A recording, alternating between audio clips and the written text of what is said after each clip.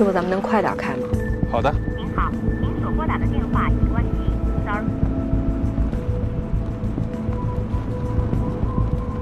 我查了齐大成老婆的朋友圈，他昨晚留言说想家了也想娃了，我估计是回家了。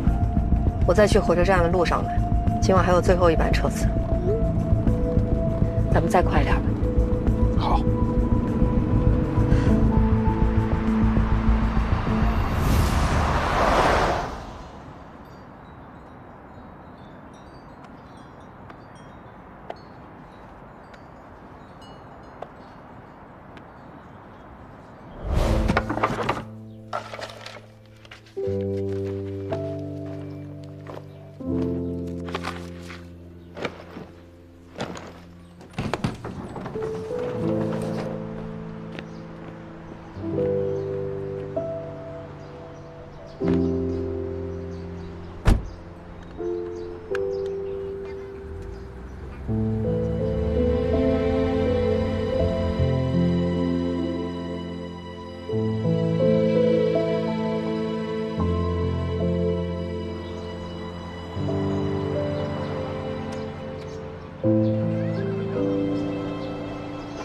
一个人要决定离开一个家，离开父母，肯定是下了很大的决心，绝对不是一时冲动的。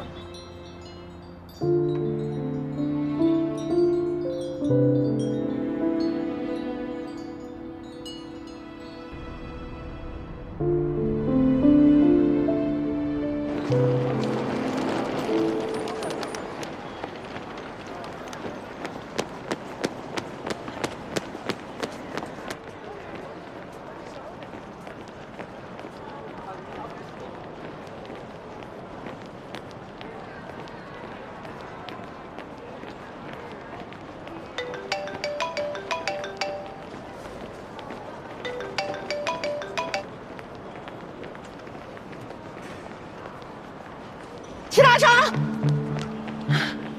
齐大成，你怎么不接电话呀？啊，你们要去哪儿啊？齐大成，这个手术不是做完就完事儿了，还需要配合一系列的后续治疗的。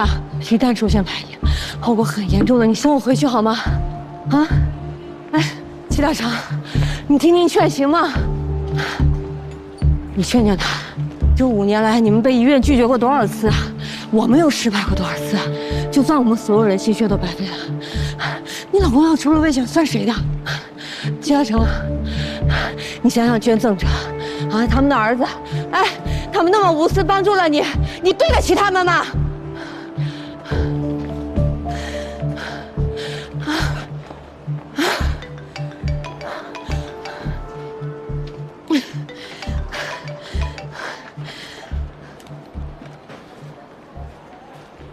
乔医生，不是我们不懂事儿，是家里出大事儿。乔大夫，我们知道你是好人，是个好大夫，但是你看一下，我娃娃，他有一个眼睛，可能以后再也看不见了。老天爷是个瞎的，谁苦命他找谁，我们是没办法呀。你不要说那些没用的。还不是因为咱们一直在外面打工，没时间陪孩子。早知道，我就不治这病。乔医生，谢谢。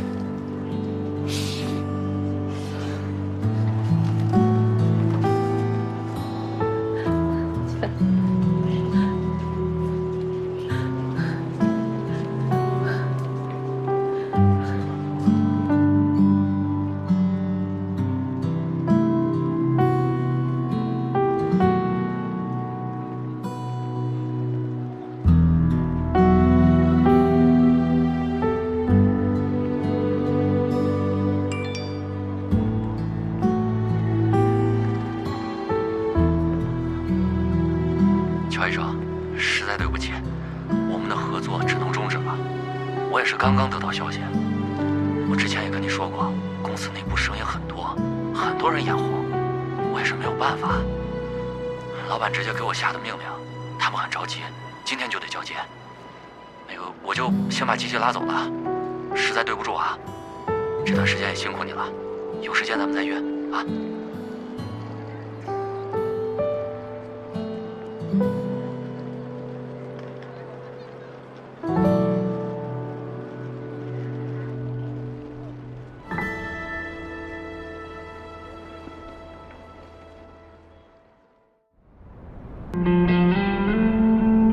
我说怎么办？这是你该问我的话吗？你说怎么办？上哪儿去？你给谁白眼呢？回来！哎，小陈，你别往心里去，他这人就是这脾气，跟谁说话都这样。老板脾气都大，我给格木造成的损失，我自己会承担。哎，你们几位，哎，请你说。耽误了那么多时间，花了那么多冤枉钱，你说非要搞什么5G 远程手术，到了打了个好大的水漂。哎，你说我不就是埋怨了2句吗？啊，你看乔阳他什么态度？临出门前你看见了吗？他那白眼都飞到天上去了。那天是不是你自己说的？你只管花钱。是，那花钱不是扔钱，那我扔水里我还能听个响了，对吧？怎么花交给专业的，是不是你说的？你今天吃药了吗？吃了。我不甘心。你消消气。不是教练能把我们项目抢走，我们就不能抢回来？就你所有的客户全给别人了，手术也都延期了，所有的时间全都放在这个5G上面。我这2周加的班比之前3年都多。是。那主任有什么办法呀？他不比你还着急呀？那要是有办法的话，项目也不会取消啊。依我看，你就别去添堵了。要我说，我师傅就是傻，只顾钻研技术。你说这么好的项目，是不是所有医院都得盯着？是。你非让我们搞那么完美干嘛？等我们练熟了，早就贻误战机了。这种项目就应该拿到手，立马上手术。对，我现在就去拿。你拿什么拿呀？5G 这个项目，格木前后搞了那么久，技术好不容易捋顺了，哎，结果被江爱截胡了。这下呀，乔主任算是凉凉了。可不是嘛！哎，你们说周主任那个整形寻子啊，热度那么高，结果呢，让人咬了一口，血都咬出来了。是啊，太不值当了。哎，那这么看的话，还是董主任厉害。闷声发大财，隔山观虎斗啊！对。哎，干什么呢？主任，我要的针剂呢？我现在给你拿去。还有你们2个，好好工作，瞎八卦什么？下颌线不倾斜，拍照都没气质，整得我一脸慈祥祥。哎，我看他们都打包妥实，给我整套微笑曲线提拉。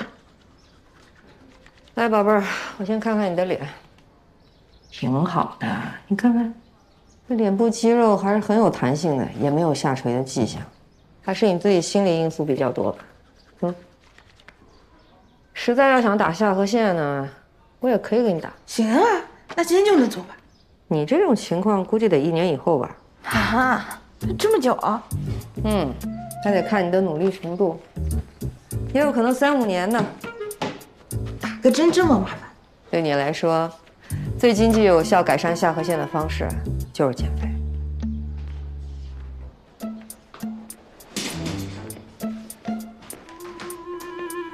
我要是能减下来，还找你干嘛呀？叫下一个吧。好。姐，下一位就是我。我还以为同名同姓呢。哦。那你先出去吧。好。快坐。怎么了？我想咨询一下双眼皮。你一个人来的？其实我每次见你都想要问问，但在家里总是不太方便。后来想想，干脆就来这儿找您吧。我从小都觉得自己的眼睛挺小的。你眼睛不小啊？你自己看看。是，爸爸也总说让我别太关注外在，思想品德才是最重要的。行。姐，你可能不知道，一直以来我都觉得自己没什么优点，长得普通，也不聪明。大家夸我性格好，就是对我最大的肯定了。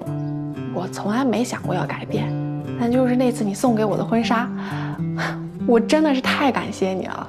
这事你就别放心上了。乔春生已经骂过我了，说我把他乖女儿给教坏了。没有，姐。我本来也想啊，这婚礼嘛，不过就是走个过场。但是那天我穿上你给我送的婚纱，我站到镜子前，我觉得自己漂亮极了。我走过去，大家看我的那个眼神，就跟以前完全不一样。那一天简直就是我的高光时刻。我那个时候就想啊，如果我的眼睛能够再大点多好啊！姐，你肯定会帮我的，对不对？你来找我，乔先生知道吗？知道，我知道。但是姑，您那诊所啊，我是真干不了。您让我姐接手不挺好的吗？行了，我不跟您说了啊，我这忙着呢。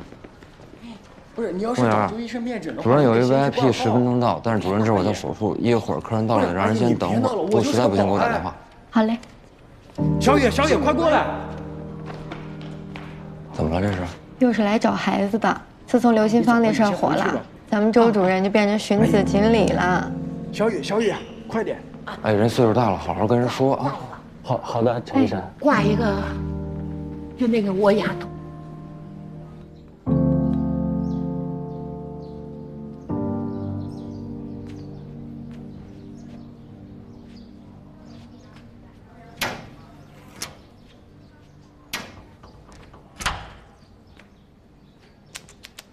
呵，这刘老太太这牙口真不错哈，咬得这么深，我还帮你吧。哎别，五事不登三宝殿，说吧，找我什么事儿？下个月就比赛了，你参加吗？整形手术大赛啊？啊？你们3月都是王牌军，我们就是一个陪跑的。我就让那些年轻医生去那边感受一下氛围就行。而且什么叫你们3月？我现在不是革命的人吗？真是。哎，不过话说回来，从前在3月的时候，厉老太太最重视这比赛，每年都逼着我参加。哼，你别说，我每次参加这个收获都挺大的。是，每年呢你都得第1，就是常胜将军，别在那边凡尔赛了。这个不重要，我主要是想让你也去挑战挑战，而且今年还是普朗克冠名。你是不是就想跟钱总再谈谈5期手术的事儿，才来找我啊？你别想了，话还没说完呢。人家这次是要从参赛选手里头选几个人，去录3期行业内的科普节目。你这不是一天到晚的宏图大志的，老想把革命怎么着的，这么好宣传机会，你可不能放过。科普我是没少做过，但问题是这些流量都不出圈啊。谁说没流量啊？这一期的制作人是他，郭璇。这普朗克机器人这种先进技术啊，我们这种在1线做医疗的，其实是有义务和责任去普及它、推广它的。那咱们大家共同努力吧！来，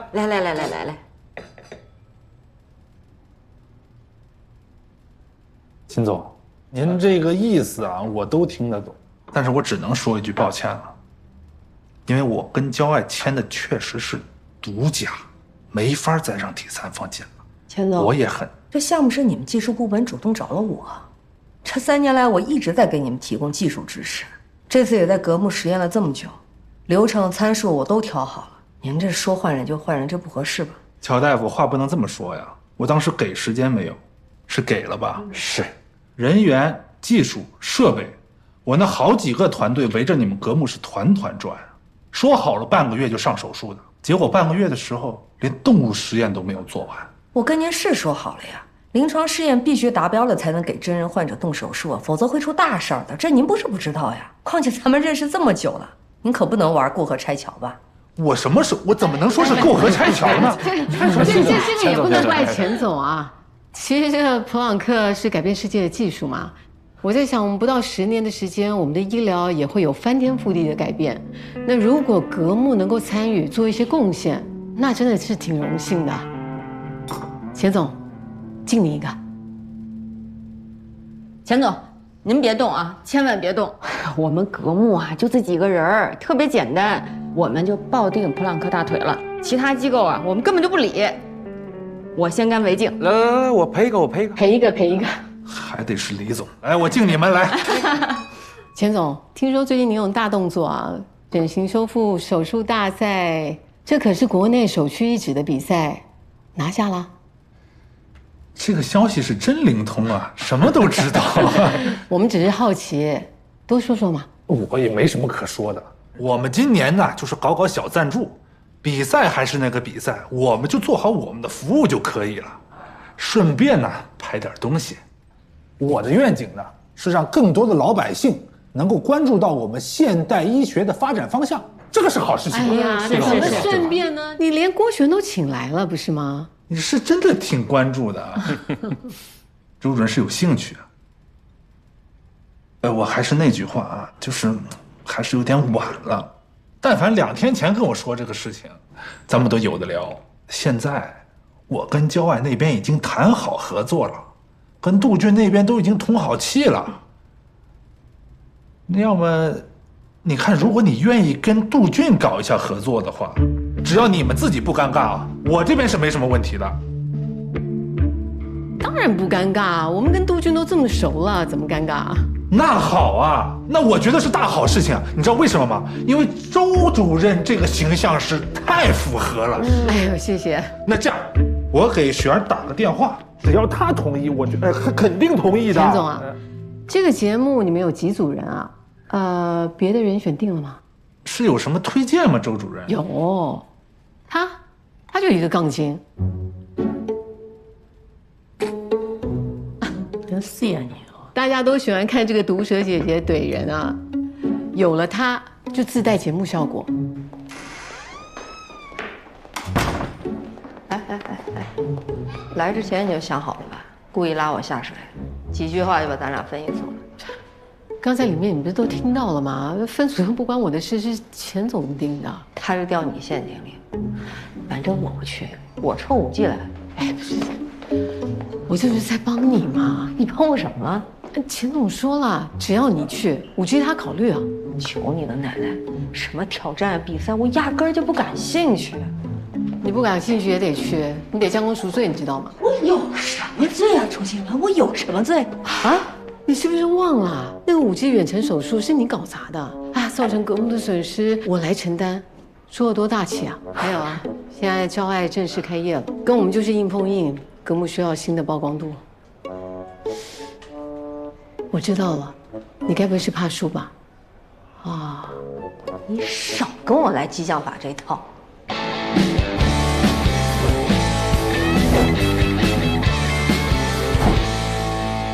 日常跟拍，2位也不用太有压力。咱们的主要任务就是记录手术大赛中2位的真实案例。除了3轮赛程，还会额外增设一些比赛外的小环节，比如访谈啊之类的。毕竟是节目嘛，案例会由我们来进行挑选，你们像平常一样就行。最重要的是真实的完成比赛和治疗，尽可能的忽视他们。我看了，除了手术比赛的专家学者，你们还设计了观众投票的环节啊。也就是说，我们手术3轮，观众投3次票，2次得第1的医生，那他就是观众选出的最佳医生。乔医生，有意见？没有，我是被你们那个策划案给逗笑了。你们这个第1轮比赛的这个题目叫“美的移植”，先不说你们给我们这个案例啊，移植到底是不是最佳方案？聊下去。你这上面写的说要让我狠狠地骂他，骂醒他，最好能骂哭他，这个就超出我能力范畴。我也不是演员。我要是这么演的话，我分分钟会跳戏。这我能理解的，这应该是为了所谓的节目效果。你说吧，我们老讲那些专业术语，观众都听不懂。我看了这个节目的策划，我觉得挺好的，挺用心的，有好的价值观，又有正能量。我相信这是一档能够改变大众对于医美认知的好节目。那就更不应该为了效果降低专业性啊！大众本来就对医美行业是有成见的，你这么搞的话，那不是让他们更反感吗？乔，我们之前不都说好了吗？这里面的案例就让你自己选，能不能别那么较劲啊？我们就各取所需，互相配合，不是挺好的吗？我之所以同意来参加这个节目呢，就是想通过扎扎实实的手术做专业的科普。我也想让那些不懂的人搞清楚，医美行业是有门槛的，而且门槛还挺高的。但是你光说教会有人看吗？你说的这些科普知识，网上一大堆，但是有点击率吗？不就是要寓教于乐？我就是想要做一档可以让观众进来的节目。反正我的观点是，真实自有万钧之力，咱们自己都轻贱自己的专业，你还指望观众能尊重我们呀？我下午还有手术。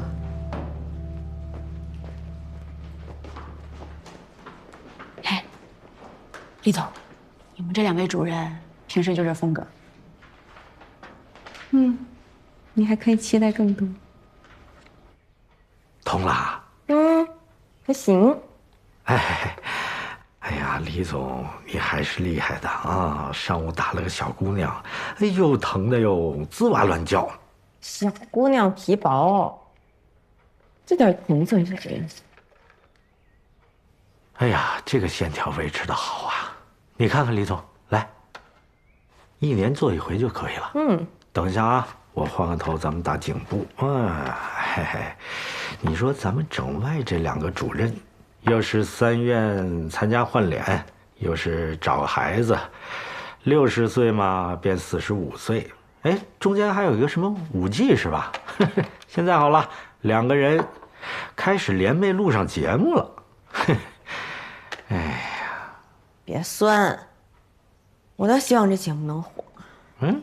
怎么讲啊？现在外地当前，革命压力太大，我们呢都不要斤斤计较自己那点小算盘。节目那么多，垂类的小节目哪那么容易火呀？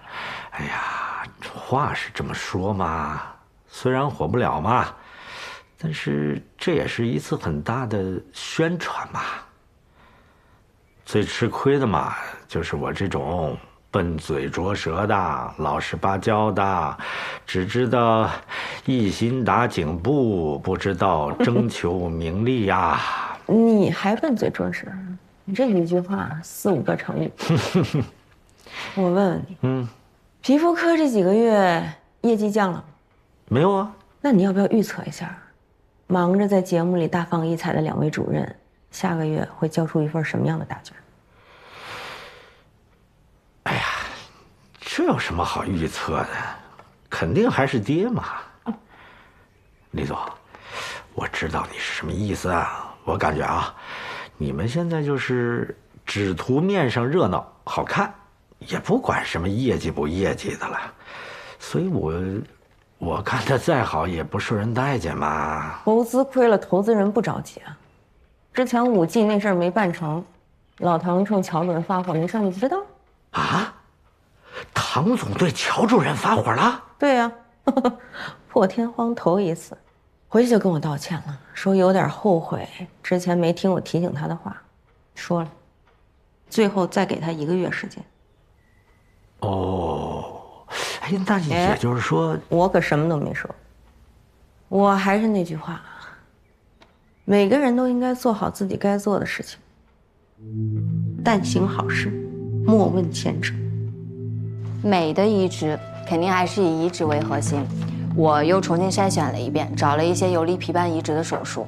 我的想法是，我们可以在里面加一些创新技术或者是科技元素，但都没什么背景故事，还是没有话题性，最后还得被毙。之前有一个编剧在我这做过双眼皮，也许我们能找他编故事。编？你当咱拍电视剧？难道您不想赢吗？当然得赢。那我们在案例的故事性下功夫也没错呀。赢是因为我有这个自信，我做手术是不可能输给参赛那帮人的。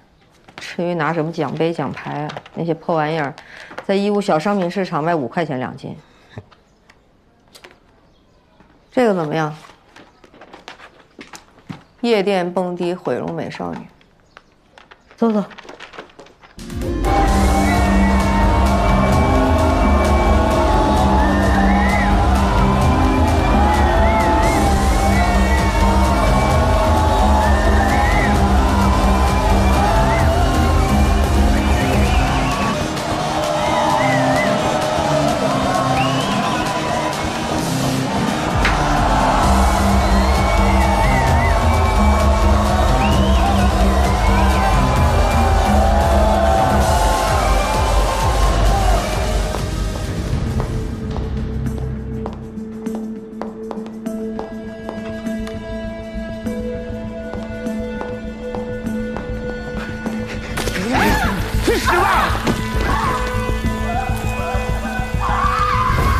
少女夜店蹦迪遭人恶意毁容，谁的错？女孩应该反思苍蝇不叮无缝的蛋。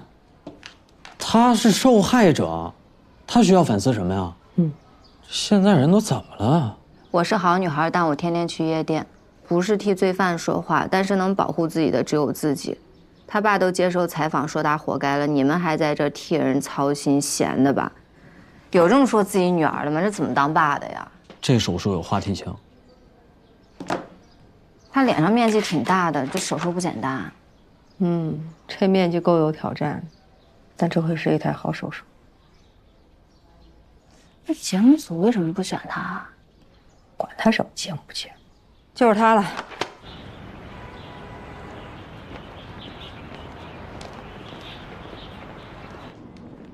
你好，哎，你好，我们想咨询一下儿童芭蕾。哎，请问你们孩子多大了？8岁，今年上2年级。那之前有接触过芭蕾吗？啊，没有，我们都是工薪阶层，没接触过艺术。那这样，想看一下我们的宣传手册。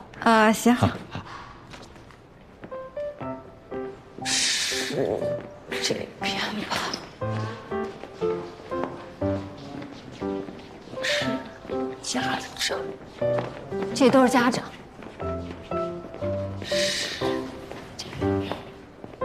这也没有老师。没老师。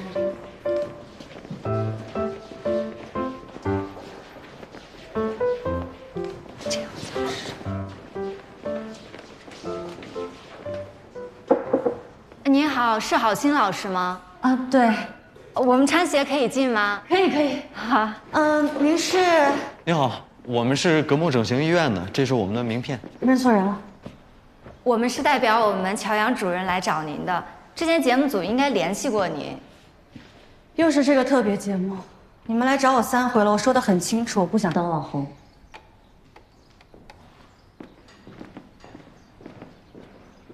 您其实可以上网了解一下，我们主任是国内最好的整形医生，他之前做过非常多的经典案例，而且他对您的手术很有把握。手术以后没人看得出来，您可以过新的生活。这就是我的新生活，有活干，有钱挣，没人认识我，也没人在意我，我为什么要替你们做宣传？您误会了，我们的意思是……你们的意思不就是让别人来消费我，对我指指点点吗？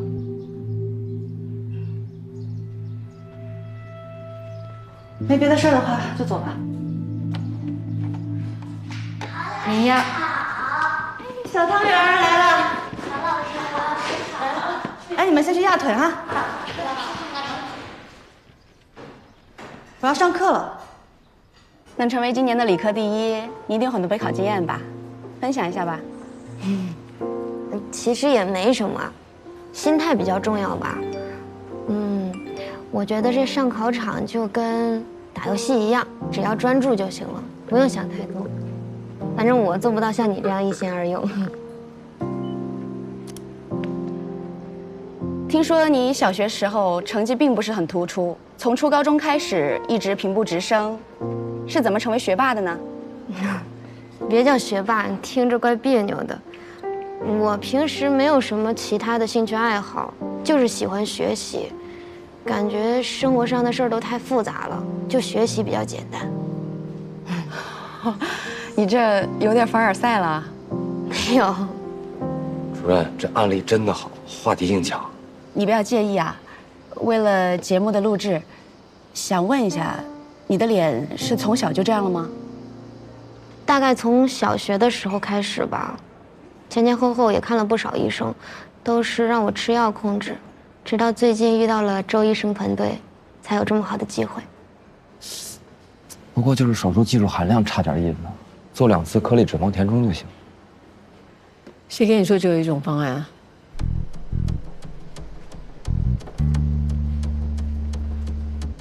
刘淼，谢谢你的信任。今年暑假会是一个很轻松的暑假，你还有什么计划？我怎么计划还是得看周医生你吧。那就直接聊聊方案吧。我看过你的病历了，你是半侧颜面萎缩症，是从小学开始发病就一直吃药，现在这个病程进入了静止期。我的建议是用游离筋膜脂肪瓣来做移植，再加上3D 骨的重建。这个方案名称听着都这么长，恢复时间也挺久的吧？差不多2个月恢复期吧，但是要加上你的雷射治疗，还有后续的填充。等到暑假过后，那个手术的痕迹几乎看不出来。那就把恢复时间写在合同里吧。我说过，我希望开学之前能出院。亲爱的，我特别理解你。大学嘛，是人生的另外一个阶段，谁不想用一个最好的方式去迎接呢？这样吧，我给你看看我之前做的一些案例啊，上面都会跟你很像的一些过程，周医生，包括，你真的不用这么着急。我跟节目组那边的合作协议上面有点问题，我刚拟了份新的，他们还没给我回复呢。这样，你有什么问题你跟我说，我帮你去沟通沟通。我的条件是出场费加1倍，你想赢吗？想的话就去说服他们吧。你们这合同我真没法签，这么多嘉宾，我给他签了，别人怎么办？实在不行的话，你们换个人吧。哎呦，这刘淼小同学又要加钱，时间又卡得紧。郭璇的意思是不管了，全让咱们自己解决。这帮做节目实在太不靠谱。不行就换一个吧，现在就给咱们出难题，后面有可能更麻烦。换什么换啊？你看乔安那个患者叫郝鑫，都已经拒绝节目3回了，还不都继续磕？人家乔阳最不喜欢管那个病人的闲事，他都亲自出马了，我们才在哪？好好做吧。就这儿了。跟我走。真的，师傅，我们俩怎么着都不灵，还是得您出马。我的事儿少管。哎，那就好心。哎，你没看人家说话呢。你要点脸行不行啊？还给老子动手！哎，小事打你，你打中了，我打你！你给干谁？你给我跪下！师傅，劝你别生事啊！你别乱看，关你屁事！报警了！手机给我放下，再把弄你！什么？有话好好说！哎，没必要为难一个小姑娘，有话好好说。什么小姑娘？她是我女儿，我叫我女儿怎么了？哎，你不是断绝父女关系了吗？打人时候想起她是你女儿了？关你屁事！你再拍，我弄死你！你没完了是吧？哎，那老师，把你们学校保安叫来，这人搁这喝酒闹事啊！我就怎么了？你管着吗？你别跟我说话，满嘴酒气。有你这样当父亲的吗？都多管闲事是吧？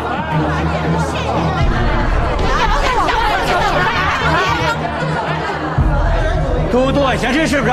都给我等着瞧！郝鑫，你给我等着！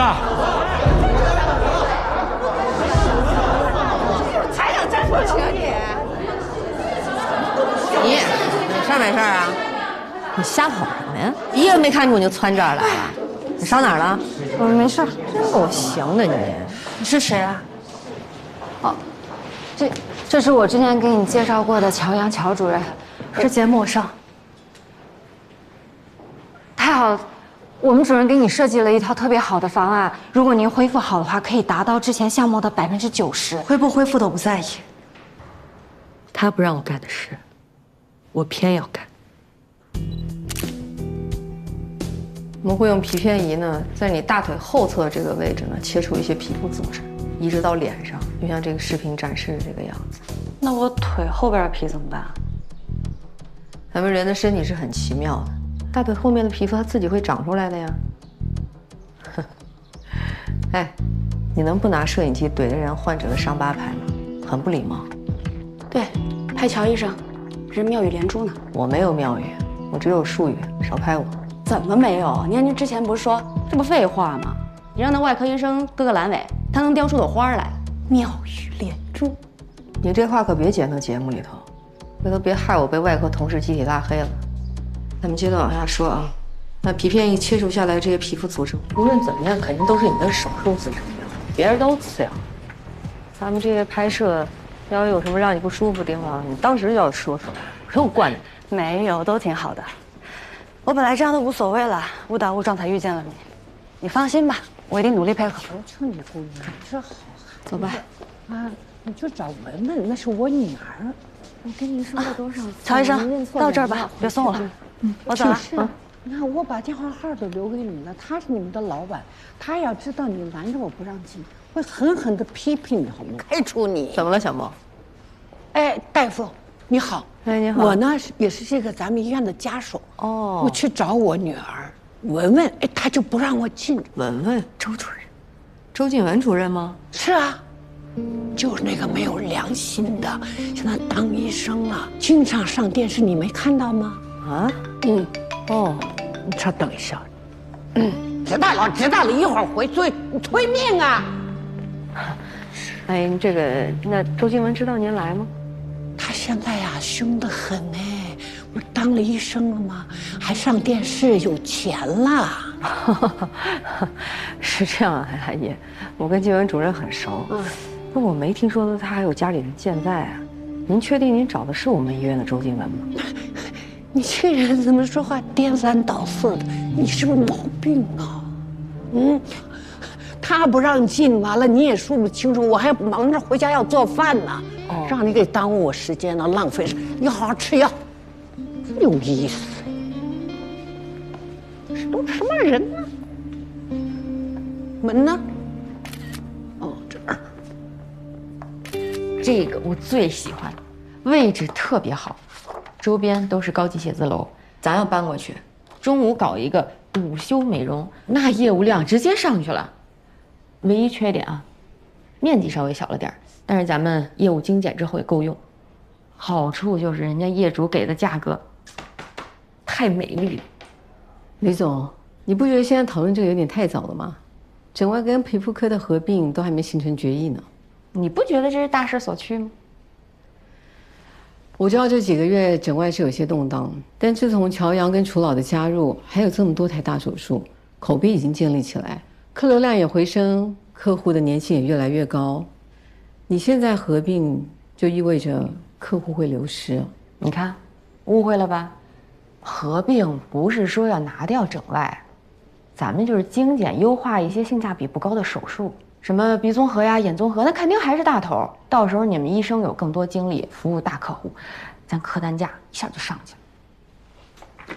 李总，这就是我跟你意见不同的地方。你认为性价比不高的手术，我认为这就是格木的最终获利。我相信市场的最终选择就是工匠精神跟长期主义。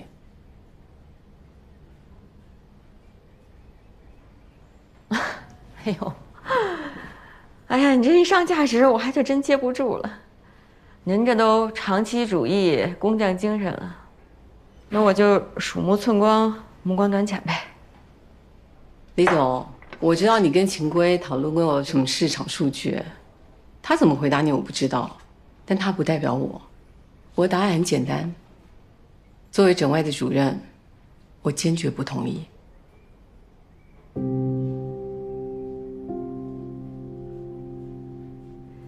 我来格木5年了，我们之间除了工作就是工作，我觉得特别好，特别舒服。我第一次在这儿见到你，其实挺紧张，毕竟之前那些事儿，我不知道你会怎么对我。老钱，哎呦，我给你正式介绍一下啊，李启，咱们格木未来的运营总监。幸会。我女朋友以后你多关照啊。我不知道这个工具箱有没有。哎，唐总。李启，咱们未来的运营总监，也是我女朋友。静文，老秦的女朋友，是咱们整形外科的主任，也负责一些医务工作。你好，初次见面，以后多多关照。所以命运让我们再次相遇，一定有它的意图。你再看看。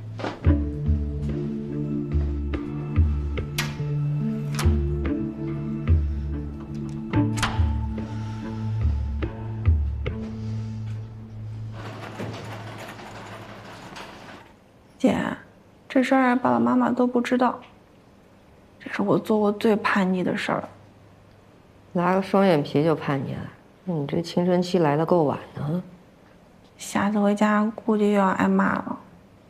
那你就往我身上推，让他们来骂我。那他们还真不敢，他们也就说说我。上次我听爸在一旁嘟囔说，你长大了，翅膀硬了，他拿你没办法。那可是我自己争取来的。小时候他没少揍我，直到有一次我还手，他再也不敢打我。所以你看，逆来顺受就得活该挨打。这道理我都知道，可……哎，你就别想那么多了，反正以后你又不跟他住在一块儿，他也高兴不高兴？我老公估计也不支持我，不过他也不一定能发现。你拿个双眼皮他都发现不了，这老公还能要吗？我都习惯了。我这个人本身就没什么存在感。就昨天，我们部门聚餐，好几个人都不知道我叫啥。我们都一起工作3年了。姐，我跟你说这些，你不会烦吧？这好多事儿，我也没跟别人说过。没事，聊聊天就不紧张。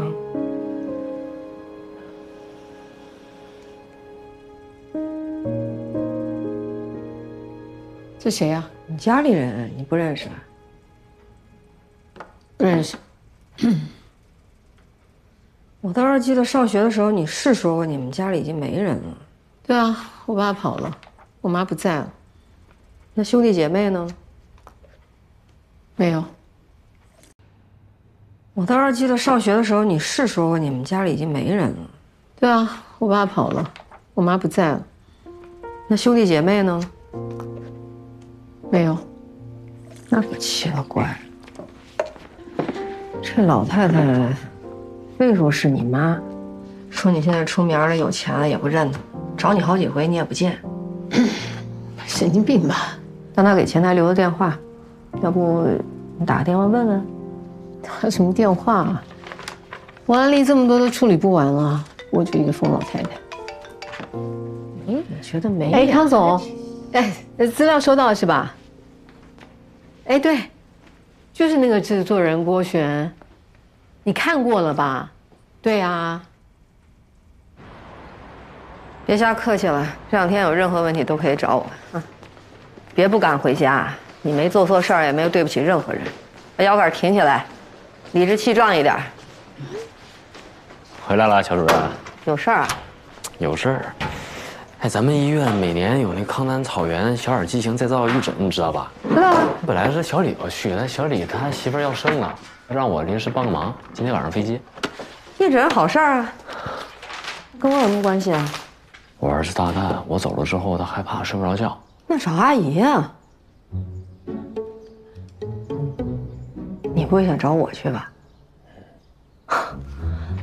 你儿子害怕，你找我去，那他不更害怕了吗？哎，不是，你看啊，这于公呢，你是主任，我是员工，你是不是得帮我料理一下家事啊？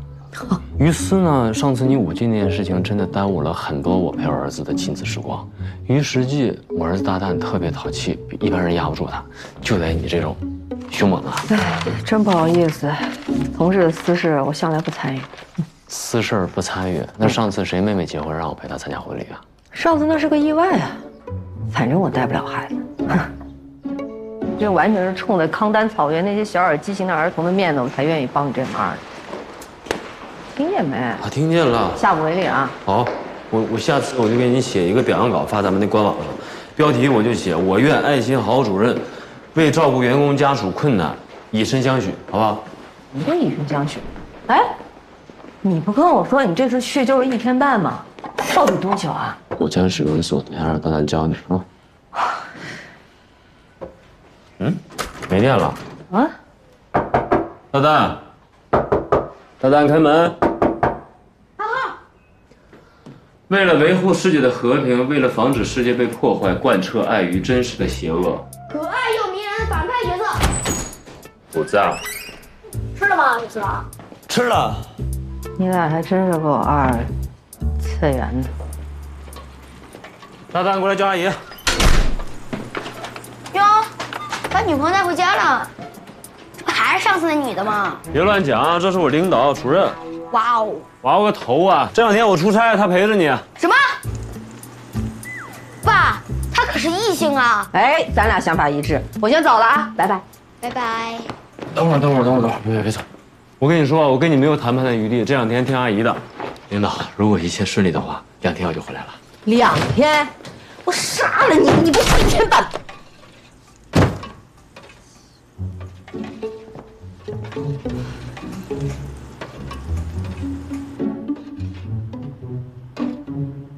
领导阿姨，去冰箱里拿2包蝴蝶面出来呗。2包啊！知道了。冰箱这么整齐啊？没有蝴蝶面啊。那点小事干不了。过来，不就在这儿吗？吴大阿姨，长这么大个眼睛有什么用？咱俩商量个事儿呗。别老一口一个阿姨了，你就不能叫声姐姐吗？你应该比我爸大吧？小小年纪就别搞年龄焦虑那一套了啊！你爸还喊我宝贝呢，你准备叫我什么？咦，宝贝阿姨。行，算你狠。认识一下吧，我叫乔阳，你叫什么？陆大姨。陆大姨，大小的大，1、2、3、4的一。哇，你爸该不会在大学1年级就有了你吧？至大无外，谓之大一。大旦就是0，天地未分，混沌之元气，出自《礼记》。你是领导，这点儿应该都懂，对吧，乔阳？懂了，大零蛋呗。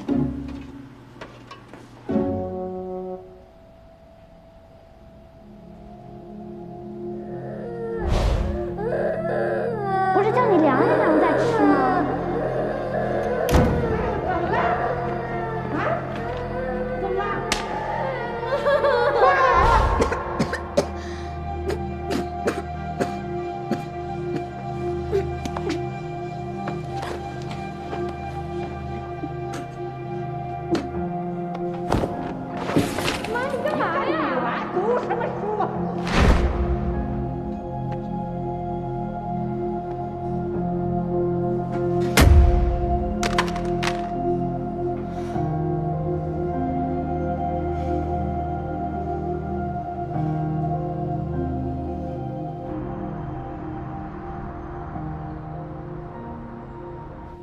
知道，你放心吧。啊，哎，静雯回来了，给你打电话你没接啊？我手机摔坏了。哦，跟妈说2句。哎妈，文文，怎么这么晚才回来呢？你们怎么吃了晚饭呢？天天吃外卖可不行啊！你身体本来就不好，老这样要出问题的。你们好久都没回家了吧？上次你表弟结婚，你也没回来，大家都问你呢。妈啊，别说这些啊，最近静雯也挺忙的。妈，给您买的那个鱼油吃完了吗？哎呀，你买的东西我用不完，就是想你们。下次放假可一定得早点回来啊！哎啊，那你们慢慢聊啊。啊。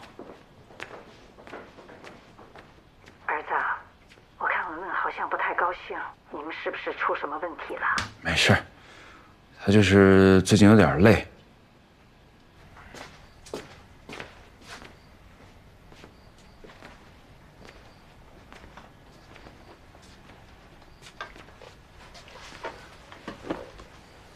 这么快睡了？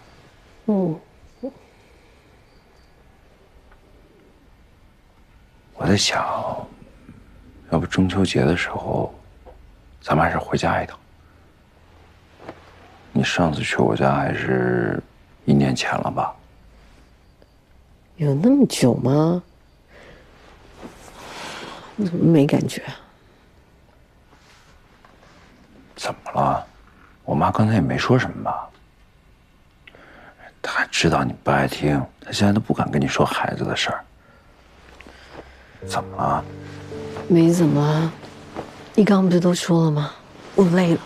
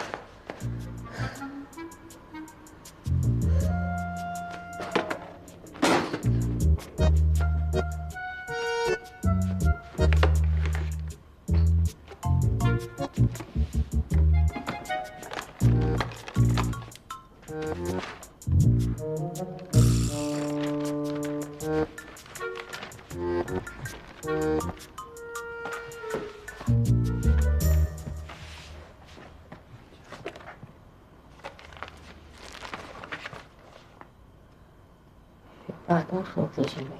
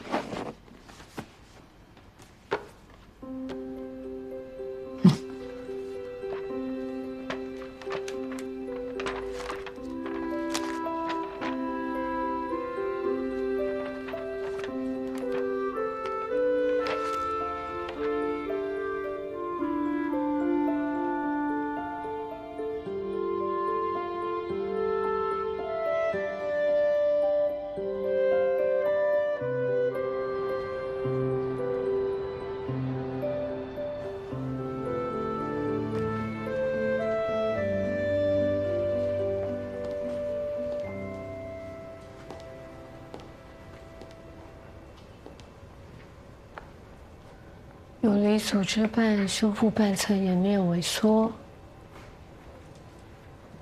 学霸就是学霸啊！做个手术都还要先预习，要不要我帮你画重点啊？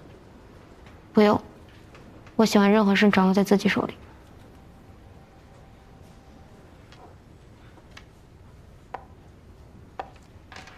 这是一家专门做3D 打印医疗器械的公司，是国内数1数2的。只要你同意在手术中用他们的产品，他们会提供免费的技术，还会给你一笔额外的费用。周医生，你为什么这么积极啊？因为我也想掌握我自己做的事啊。刘淼，我很理解你为什么对这个世界充满敌意。以前的我跟你很像。总是有防备心，说出来的话可能更具有攻击性。那是因为我们都不相信人，我们宁愿去伤害别人，也不愿意做被伤害的那一个。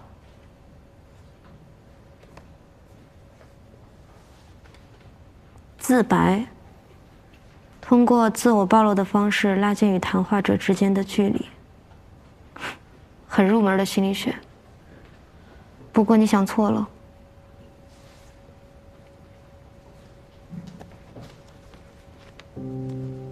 我跟你不一样，你知道比人丑就要多读书更恶毒的话是什么吗？身残志坚。不过这句话说得很准确，自从我的脸变成这样之后，我比以前变得坚强多了。明白了，你不是不相信人，是你不想被别人同情。你宁愿让人家讨厌你、怕你，所以你才会威胁我，对我提出苛刻的条件，那是因为不想欠我。这个世界上最沉重的就是人情，一旦接受别人的人情，就得按照他们希望的样子去活着。你不想欠我，那你就帮我忙，让我欠你。这个比赛对我很重要，我要你帮我赢。观众朋友们，大家好，欢迎收看由新伊利格普朗克赞助的第7届新伊利格杯整形修复手术青年医生大赛特别节目，我是主持人郭璇。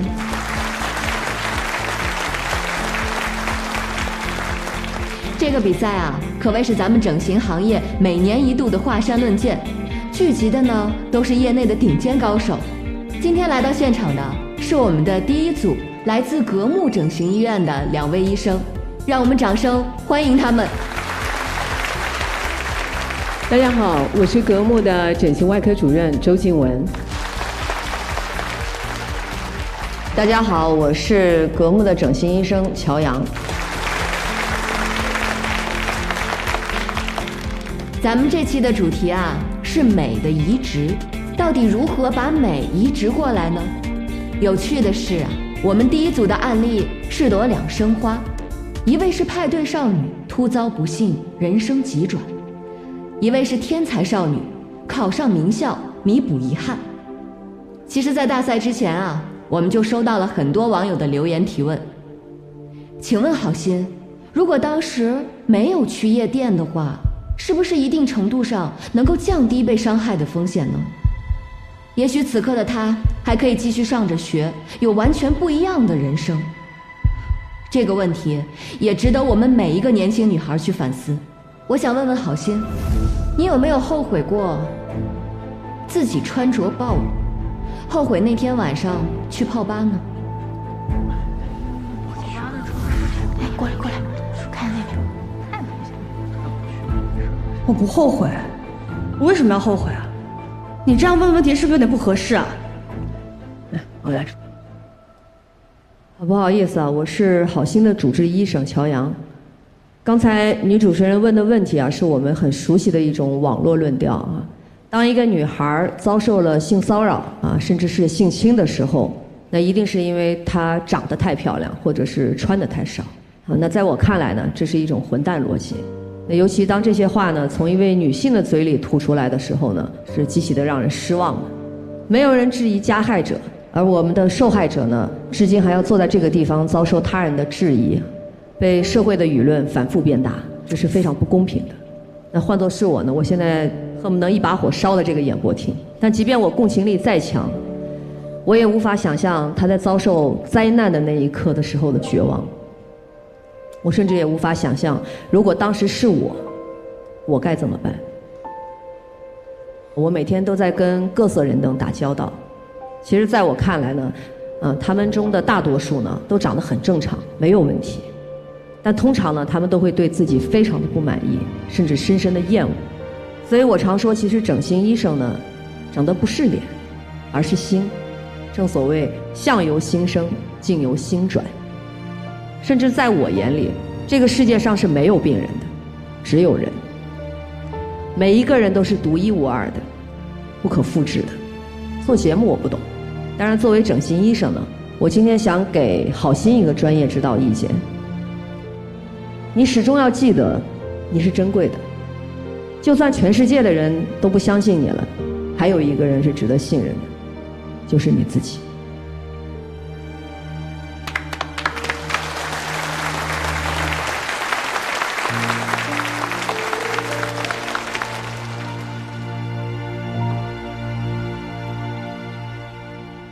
别松手啊，我最好的傻瓜，你哪儿都不差，我没说谎话，你很好很好啊，别松手啊，最好的时候还没开始呢。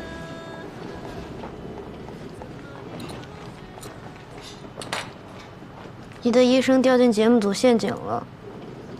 制造公共话题冲突就是他们想要的，但也不一定。兴许他们就是有剧本，就这么演的，效果也还挺好。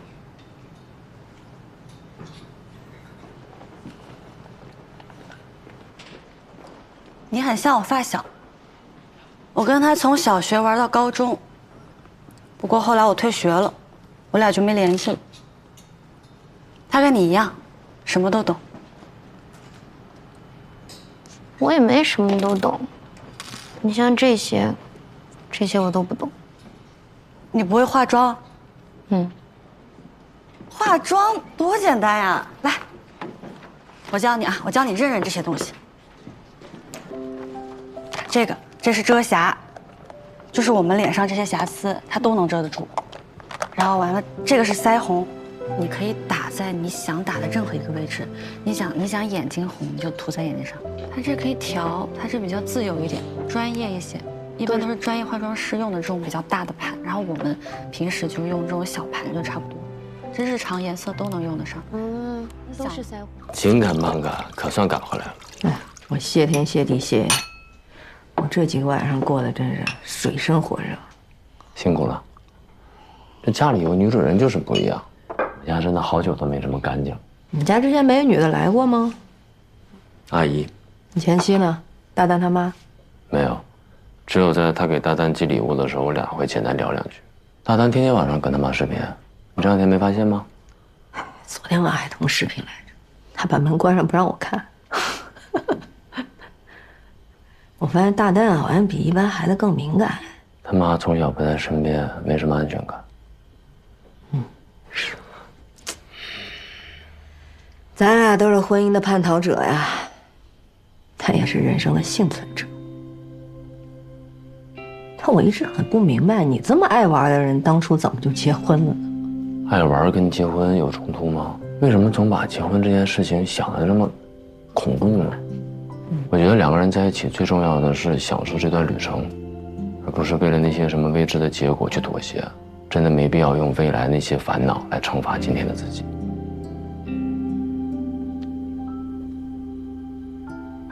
但今天的自己，迟早会为过往的冲动买单。开完买单啊！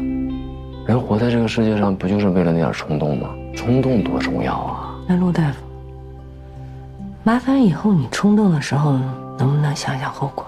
我现在就很冲动，我就想冒犯领导，有什么后果吗？后果很严重。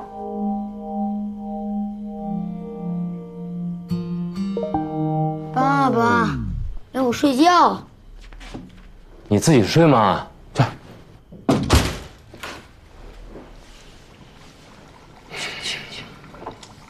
小孩子让他锻炼锻炼。哎，那干嘛非选经典锻炼？回头该恨我了。就你这坏阿姨。快点儿。来了，我先把他哄睡着了，等下再过来。干什么你啊？不是你自己睡吗？你爸忙，你没看着吗？啊？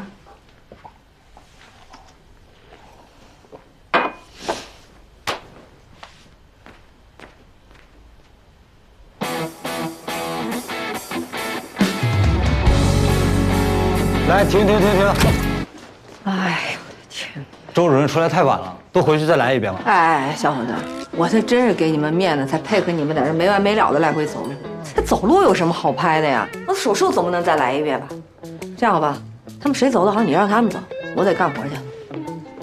魏小西，你走路上瘾是吧？啊。乔主任都不拍了，别拍了吧。要不我给你演个乔主任？你闪一边去。真绝！你说参赛医生那么多，非把咱们两个主任安排到一个组？那肯定的呀，人节目组要的就是这效果，同事操戈，知道不？同事操戈。哎，你们说这场竞赛谁能笑到最后啊？一顿早午餐，我全压周主任。我再加2杯奶茶，我 P 个乔医生。哎，董主任。哎，你怎么来我们科啊？哎，我就是来看看啊。主任来看热闹的吧？哎，他们怎么没拍你啊？我哪有那个时间啊！真是，你们看看我这治疗排得满满的，哎，没有这个时间。哎，那董主任，那你觉得这次比赛咱谁会赢？哦，那你们觉得哪一个会赢啊？我赌周主任。我压乔医生。我也压乔医生。哎呦，哎，全糖的，女孩子嘛，不要喝这么甜的啊。你输定了。哎，主任，你又拿我奶茶，明天记得给我做个项目啊。哎，没问题，哎，随时来找我啊。主任，记得给我做。哎，但是我不一定在啊。哈哈。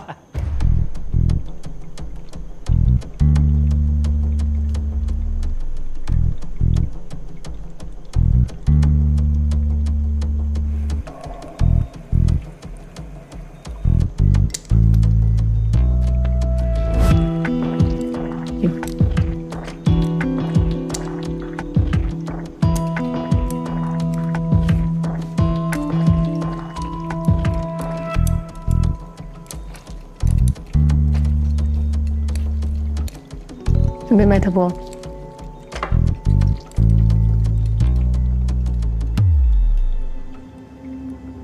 我他妈怎么骚乱的这么严重啊 ？CT 还是没有完全排出来，怎么样，这样？要不然先缝上。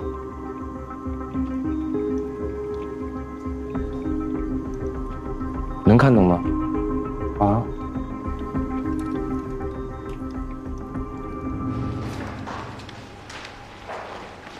主任，报告出来了，血管收缩化成像。师傅，您看这儿，血管内膜增厚腔很窄，大概率会出现堵塞。动脉硬化闭塞、急脉管炎啊！他这么年轻，怎么会这样？日常颜色都能用得上。都是腮红吗？病人可能隐瞒了吸烟史。那我们怎么办？取消手术，你先去通知好心。师傅，我们准备这台手术准备了这么久，我不甘心啊！取消就取消了，一个破比赛还能比病人的命重要？不好意思啊，二位，你们先喝杯咖啡休息一下。里边是不是有什么事儿啊？没有，我们商量点事儿啊，谢谢。为什么？手术为什么取消？不是你们谁能给我解释一下吗？问我呢？李总，你给解释一下呗。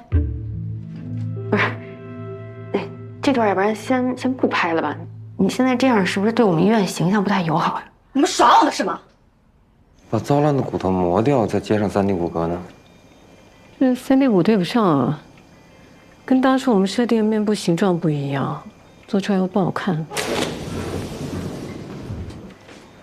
你怎么来了？我们出点小意外，手术取消了。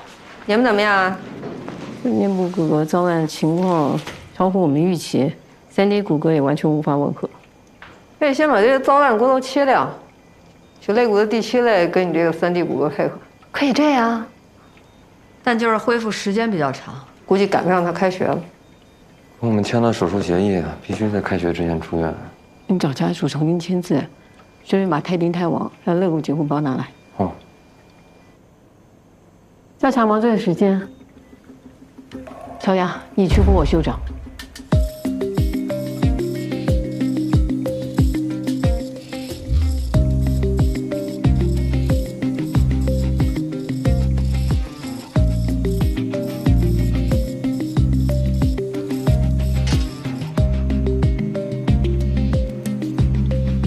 里面那切口得小一点，位置不够。够，我来。我最小的多少钱？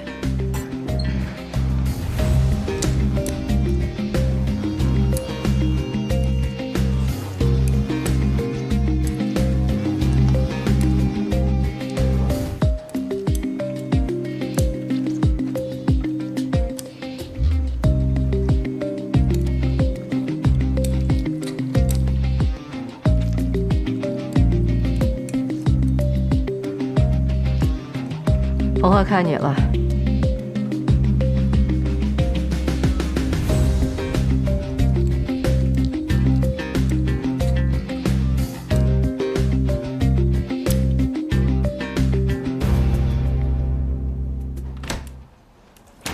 为什么取消手术？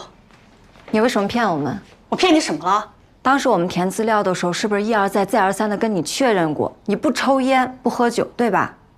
现在报告出来了，你的血管内膜增厚腔很窄，就是因为你抽烟，所以我们这个手术做不了了。这不可能，我从来都不抽烟。但我在你的化妆台上看见了一个烟盒。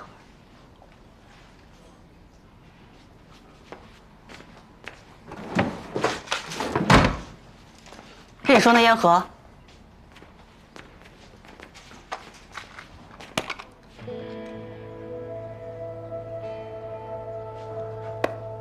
特写特写，拍我，拍我！我从小就有偏头痛的毛病，紧张的时候经常犯，所以我随身携带 aspirin。对不起啊，乔主任，让你误会了。你们先出去一下，我跟郝信聊聊。乔医生，这是我们工作。出去，这是我的病房。我们出去休息一下，搬点东西好不好？来，出去，先不要拍了，咱们先歇一会儿。拍你这别拍了，就拍的都是我特写。快来，先不要拍了。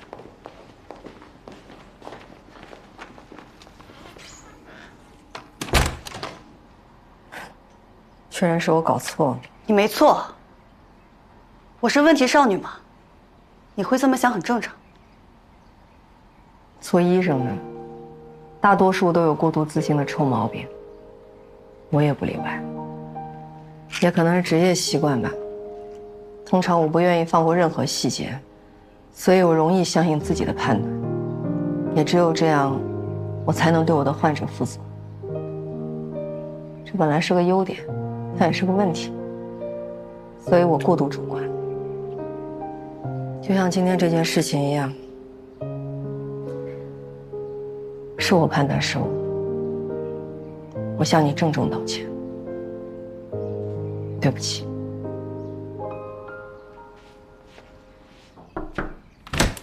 不好意思啊，我就问问咱们这边还要聊多久？手术应该还能做哈？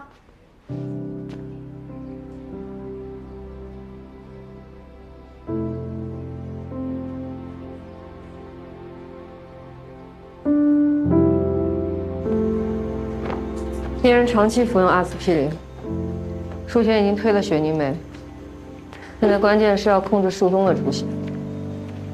血压怎么样？目前血压正常。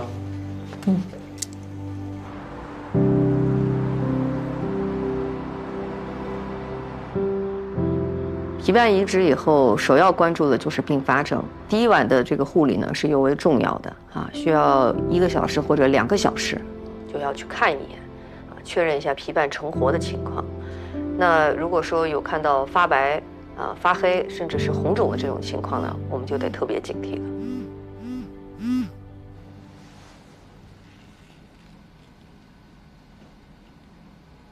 皮瓣颜色发白，明显是供血不足，有没有可能是血管底部处理有问题啊？不可能。诶，醒了？你们怎么都来了？出大事了。没成活吗？你平时是不是有往一侧睡的习惯？往右边。难怪，这就跟我们压着手睡手会麻一样，所以会供血不足。你看魏大夫多紧张你，咱们为了更好的恢复，从今天起不许侧睡了。你的任务就是躺平。平躺着我睡不着啊。是吗？那把你那个临床医学导论给他拿过来，那可是本好书啊，谁看谁睡着。医学伦理学效果会更好。是吗？那一块拿过来吧。秒睡，秒睡，都打呼噜呢，你看都。那我觉得还是药理学厉害。伦理学，哎呀，那仨字我一看我就。伦理学，你听一听。半秒谁都不用1秒。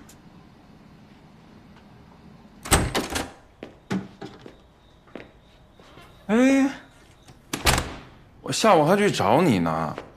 回来怎么也不说一声？在忙呢。看一看我给你带的新的，这都已经换上了。我请朋友从德国替妈买了鱼油，我算了一下时间，他差不多要吃完了。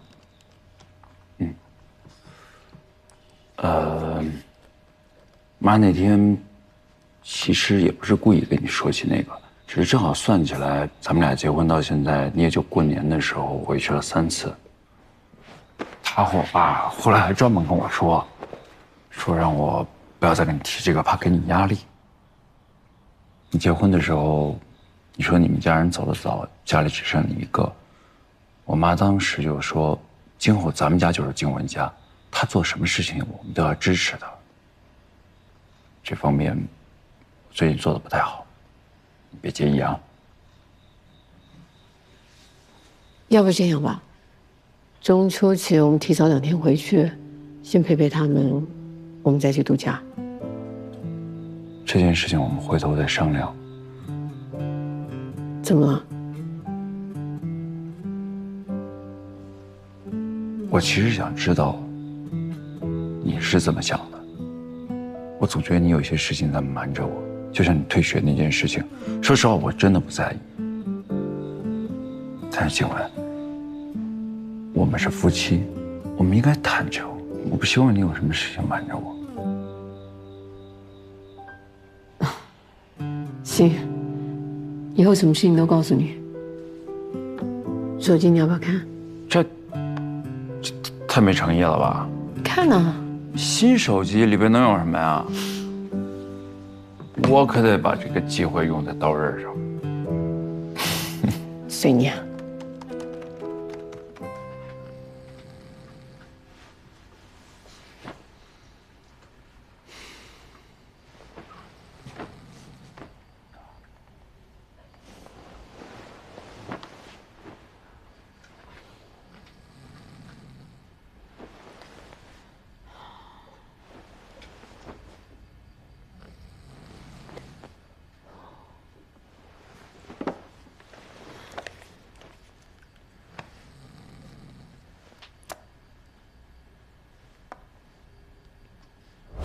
这老太太非说是你妈，让她给前台留的电话，要不你打个电话问问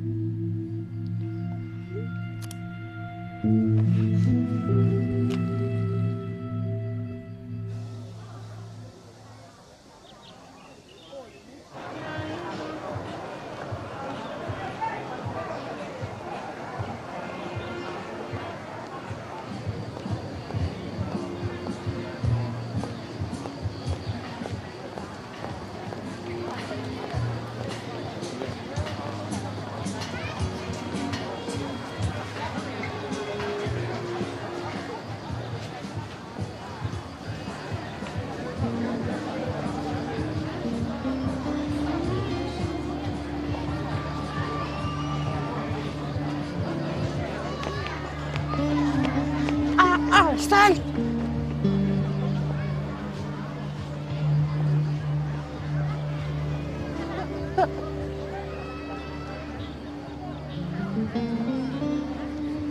你们什么时候回荣川的？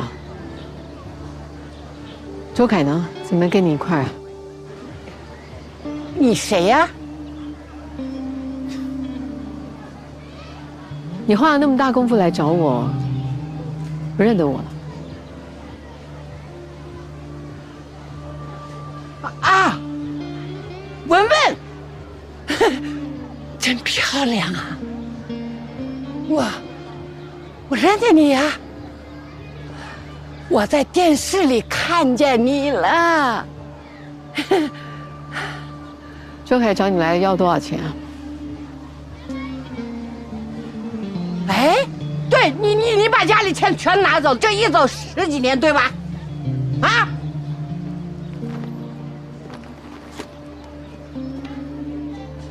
这卡里面有10万，密码在背后。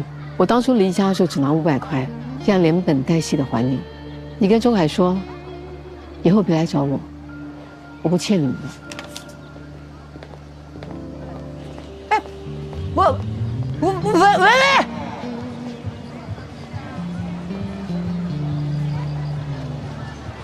妈，让你别来，没意思吧？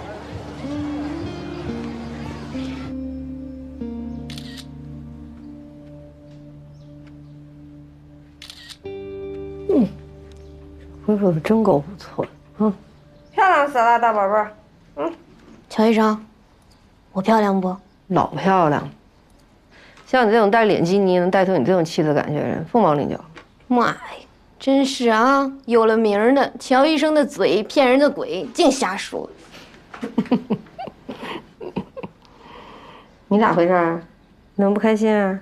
这脸部神经恢复了呀，能笑啊？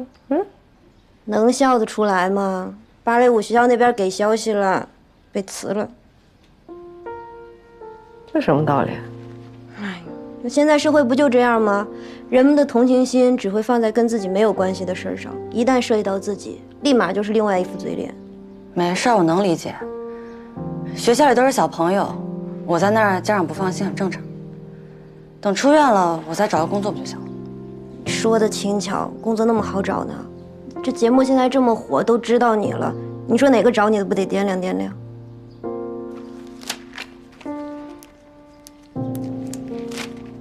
我想给你注射的是玻尿酸，为了让你两边脸颊比较对称，这才是中小考嘛。等到半年1年恢复的差不多，就给你脂肪填充，就算正式毕业了。直到毕业都免费吗？就当送你的奖学金啊！可是我参加不了开学典礼了。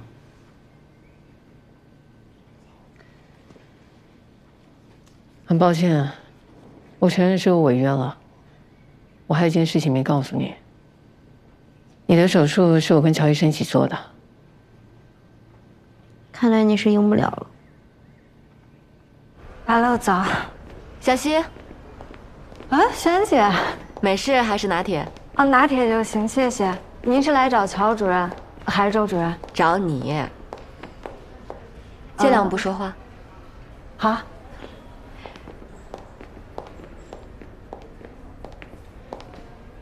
没事儿，李总没来呢。刘淼那台手术本来都暂停了，我们团队退出之后又完成了，这也太神奇了。怎么完成的呀？你跟我说说呗。哎呀，萱姐，刘淼他是周主任的病人，具体的情况我也不是很清楚。小溪，你别多想，我呀就是听他们说这台手术有彩蛋，就想从你的视角听听这个故事。萱姐，您看啊，这件事情有2个主角，一边是我师傅，一边是我老板，您别为难我了，我在背后说什么都不合适。理解。这毕竟也是个比赛，你总有你自己的立场吧？我的立场就是希望我师傅赢。你们医疗圈还真有意思。哎，后续我们准备对这种节目做个系列，想找些年轻医生，你有兴趣吗？有啊。那加个微信吧。行。好的。你们周医生这台手术呀，太神奇了，我错过了真是很可惜。小溪，你就跟我说说呗。我师傅的这个境界，一般人确实很难理解。那这么说，这台手术乔医生也参与了？你看他平时挺厉害的，其实就是一个刀子嘴豆腐心，没啥心眼，大大咧咧。怎么个大大咧咧啊？哎，小溪，到点了还不上去啊？你先上。好。那这样你先忙，下班了咱们再聊，到时候我喂你啊，拜拜。哦，好。